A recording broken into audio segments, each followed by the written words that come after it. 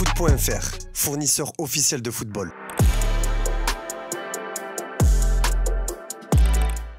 Bonjour à toutes et à tous et bienvenue dans ce nouveau JT Foot Mercato. On commence avec l'équipe de France qui vit une période compliquée avec la retraite d'Antoine Griezmann et la non-sélection de Kylian Mbappé pour une blessure.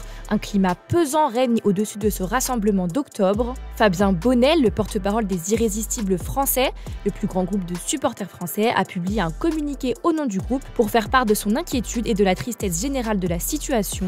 Ce qui ressort de cette semaine pour nous, c'est que le vrai capitaine est parti, celui qui était adoubé par les supporters, Antoine Griezmann. On se demandait si le choix du capitaine avait été le bon et avec cet épisode, je ne sais pas. Il y a une erreur quelque part alors qu'on vient de perdre un modèle d'exemplarité. Est-ce un problème de communication? Ce n'est pas normal en tant que capitaine.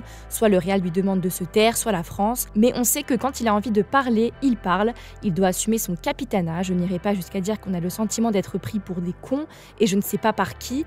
Mais c'est une semaine à oublier et ce sera dur car elle va laisser des traces. Les joueurs de l'équipe de France regrettent eux aussi le départ de Grisou, comme Ibrahima Konaté qui a déclaré ce mardi en conférence de presse. L'exemple typique d'un leader. Et je sais qu'il lui aussi il aurait voulu le brassard, mais j'arrive pas à comprendre certains journalistes qui disent qu'il était triste ou quoi que ce soit parce qu'il l'a jamais montré. Il l'a jamais montré.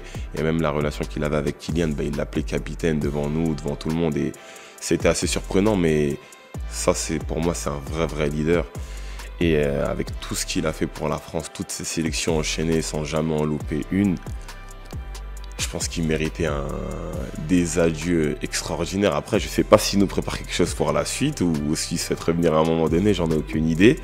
Mais la vérité, c'est que moi, j'aurais préféré, je pense que tout le monde aurait préféré le savoir lors du dernier rassemblement pour lui faire un adieu ou un au revoir digne de ce nom.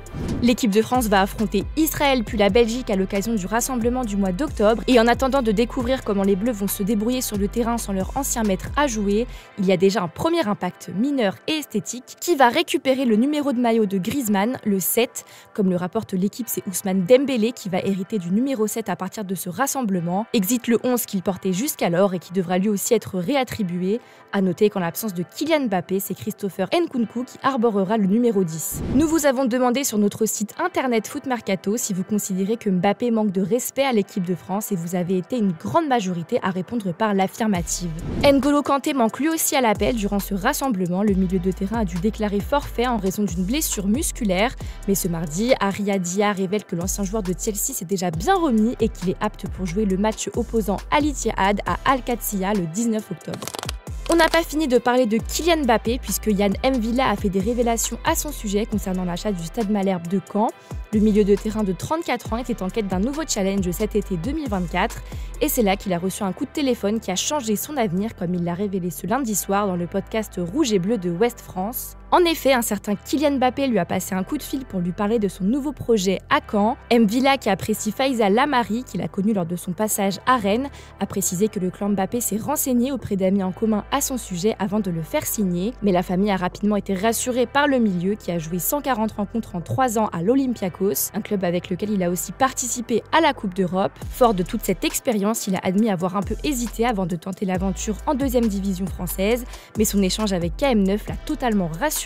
Ça a été un frein jusqu'à l'appel de Kylian en quelque sorte. Avant ça, je me disais, je pense que je ne peux pas jouer en Ligue 2. Je ne dis pas que c'était trop facile. Au contraire, c'est peut-être un petit peu plus dur dans le combat. Je réalise que c'est quand même assez difficile parce qu'il y a de grosses équipes avec de gros gabarits, énormément de physique, mais j'apprends.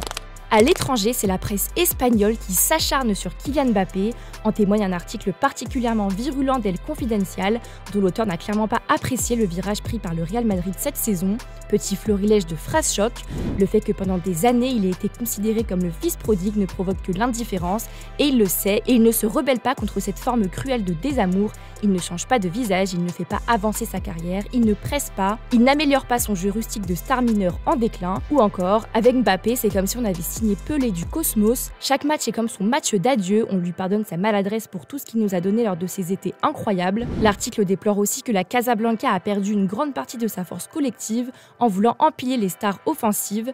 Le Français ne booste pas encore son équipe et il est même jugé décevant et en méforme selon les termes d'El Confidencial. Lui qui a été tant désiré par le Real Madrid, ses supporters et sa cohorte de journalistes n'apportent pas encore le regain d'énergie attendu. Chez les rivaux, le FC Barcelone cherche un arrière droit avec un gros apport offensif. Jules Koundé est certes devenu un latéral droit très solide, il ne fera pas oublier un certain Dani Alves du côté du FC Barcelone. Le Français n'a rien à se reprocher et son entraîneur Hansi Flick est satisfait de ses performances. Mais il manque d'un réel concurrent, le jeune Hector Fort jouant les doublures. C'est pourquoi, comme le rapporte le journal espagnol Sport, le Barça a ciblé Thiago Santos, le latéral droit portugais du LOSC. Sa valeur marchande est aujourd'hui estimée à 15 millions d'euros sur Transfermarkt, soit un tarif dans les cordes d'un Barça toujours étranglé financièrement. Reste que ce tarif pourrait largement évoluer durant les prochains mois, surtout si Thiago Santos brille en Ligue des Champions comme face au Real Madrid il y a quelques jours. Extraverti, bien intégré dans le vestiaire, il peut échanger avec tous les membres du groupe puisque, outre le portugais, il parle français, anglais et espagnol, de quoi lui ouvrir les portes de nombreux vestiaires en Europe. Et si le Barça s'intéresse à lui, c'est peut-être parce qu'il avait eu vent de la description de son coéquipier Rémi Cabella. C'est Neymar, en termes de dribble, de percussion, c'est incroyable, il va à 3000, il tente des trucs très compliqués, je n'avais jamais croisé un latéral dans son style. En parlant du Barça, on apprend aussi que Luis Enrique aurait pu retourner chez les Catalans à l'été 2023, c'est ce qu'il a révélé dans la série qui lui est consacrée sur Movistar+. En fait, l'année dernière, il y a eu des contacts avec le Barça, il y a eu des contacts entre la direction et De La Peña, son agent, et je leur ai posé une question. Si Xavi gagnait la Ligue et la Coupe d'Espagne, le remplaceriez-vous? Il n'avait même pas besoin de me répondre. Si j'avais attendu, j'aurais maintenant clairement des options pour entraîner le Barça, mais Lucho est bien à Paris, où sa direction envisage d'ailleurs de prolonger son bail. En Allemagne, la prolongation de Jamal Musiala est la nouvelle priorité absolue du Bayern Munich. Le milieu offensif de 21 ans est considéré en interne comme l'avenir du football et les dirigeants bavarois seraient prêts à blinder l'international allemand en lui offrant l'un des plus gros salaires de l'effectif. Au sein de la formation munichoise, on entrevoit un avenir à la Thomas Müller pour le joueur sous contrat jusqu'en 2026. Selon les informations de Sky Germany, Jamal Musiala pourrait toucher un salaire de 25 millions d'euros bruts par an en cas de prolongation avec le Bayern Munich. L'Allemand est d'ailleurs actuellement en négociation avec son club pour une extension jusqu'en 2029 ou 2030. Malgré les intérêts annoncés de gros clubs comme le Real Madrid et Manchester City, Musiala ne discute pour l'instant avec personne d'autre que les dirigeants bavarois. En Angleterre, Manchester City passe à l'action pour remplacer Rodri, forfait pour le restant de la saison. Bien que des solutions en interne existent avec Gundogan, Kovacic, Nunes et Lewis, le club mancunien s'est également tourné vers le mercato hivernal pour se renforcer. D'après les dernières informations de Relebo, Manchester City a pris la décision de recruter un nouvel homme fort dans son entrejeu cet hiver. Le club de Pep Guardiola va passer la seconde pour enrôler Martin Zubimendi. Les Sky Blues veulent profiter de la situation du milieu de terrain de la Sociedad, qui n'a pas encore tranché pour signer son nouveau contrat et prolonger. Sa clause libératoire est toujours fixée à 60 millions d'euros pour le moment. De son côté, le Basque a renoncé à son transfert à Liverpool l'été dernier et souhaiterait finalement s'exiler en Angleterre, affaire à suivre. On termine avec l'image du jour. L'équipe de France est réunie depuis ce lundi et c'est sous une pluie torrentielle que les Bleus ont commencé l'entraînement. Je vous laisse là-dessus, bonne soirée et à demain pour de nouvelles infos. Ciao!